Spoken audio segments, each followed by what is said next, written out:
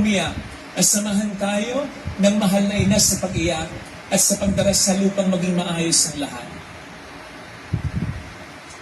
Naranasan niyo na po bang mag-isa? And I mean, yung matagal na panahon ng pag-iisa. Ano po ang pakiramdam? Malungkot po, di ba? Sapagkat hindi tayo nilikha ng Diyos na mag-isa. Kung pwede tayong mapag-isa, minsan-minsan, pero wag madalas.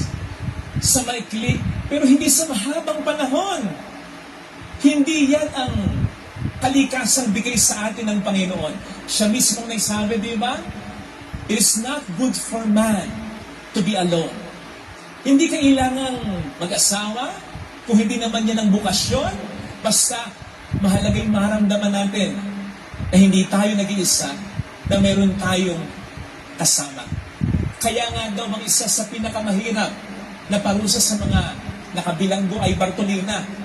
Yung sa loob ng ilang araw ay wala kang makakasama, limitado rin ang iyong marinig o makikita. Nako! Mababaliw ka, hindi ka masasanay. O baka, ikamatay mo pa yan. Sapagkat ang pag-iisa ay hindi bahagi ng ating kalikasan. Kahit na nga po yung mga ayok, maliit man o malaki, pansinin po ninyo, mas masaya, mas gusto nila na may kasama kaysa nag-iisa. Mas kumpiyansa ang mga elepante, sangayon sa pag-aaral, lalo-lalo na yung mga bata pa, kapag sila'y naglalakbay ng may kasama. Mas ganadong humuni ang mga ibon kapag meron silang kasama. Tingnan mo ang sigla ng aso mo, ng pusa mo, kapag dumating ka na. Tayo pa ba na may isip, na nakaka-appreciate ng kasama? Mas lalong gusto natin ng may kasama. Gayon pa man, ang gusto natin ay hindi lamang basta yung may makasama tayo. Ang gusto natin ay yung maramdaman talaga natin na meron tayong kasama. Ayaw natin yung meron nga tayong kasama, pero hindi naman natin maramdaman yung pagmamahal, concern, at suporta nila. Di para ka rin nag-iisa. Mas maganda pang mag-isa ka, literally, pag ganon. At yun ay naiintindihan ng Panginoon. Yung basic nating pangangailangan na meron tayong makasama, at yung mas malalim nating pangangailangan na maramdaman natin na yung kasama natin ay kakampi natin talaga.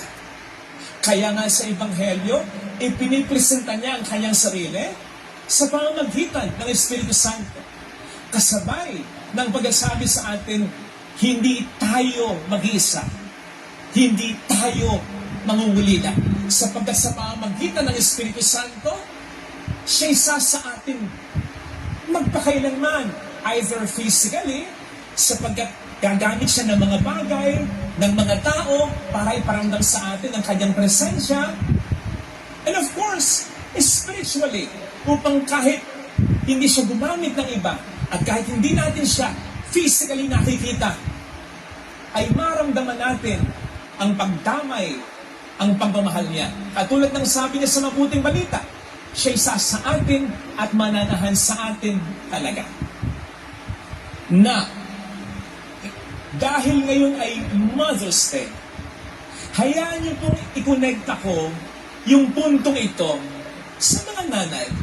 Sapagkat sa palagay ko naman, hindi man lahat, majority sa atin ang mag-agree na ang mga nanay ay isa sa mga magandang patunay ng pisikal at spiritual na presensya ng Diyos sa ating buhay.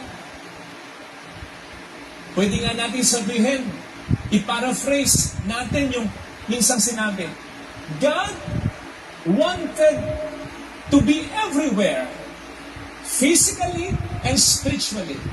And so He created mothers.